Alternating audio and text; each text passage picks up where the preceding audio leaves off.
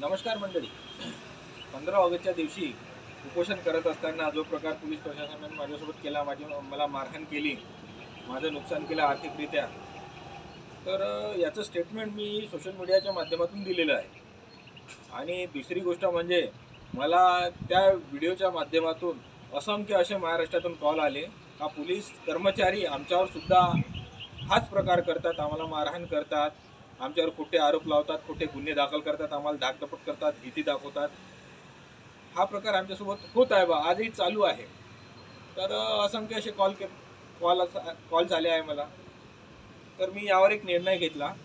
येत्या 1 सप्टेंबरपासनं postal ground येथे जनजागृती उपोषण आणि आंदोलन करणार आहे.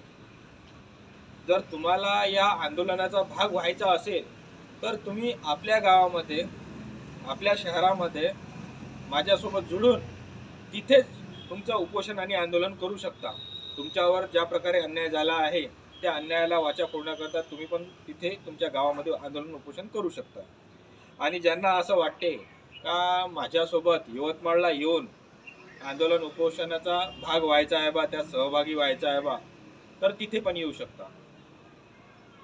हे जे सरकारी अधिकारी आहे, प्रशासकीय अधिकारी कर्मचारी आहे, यांच्यावर कुठल्याही हालतीत कारवाई झाली पाहिजे, यांची हकालपट्टी झाली पाहिजे, यांना सस्पेंड करण्यात आलं पाहिजे.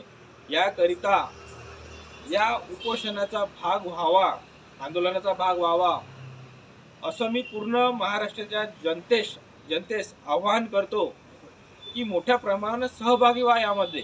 कारण का आज हे असे सरकारी अधिकारी आणि कर्मचारी माजून गेलेले आहे, यांना धडा शिकवणे आवश्यक आहे. नाहीतर यांचा दिवसांदिवस अन्याय अत्याचार वाढतच जाणार, हे जागेवर येणार नाही. त्यामुळे मोठ्या प्रमाणात सहभागी व्हावं असं पूर्ण महाराष्ट्राच्या जनतेस मी आवाहन करतो. धन्यवाद.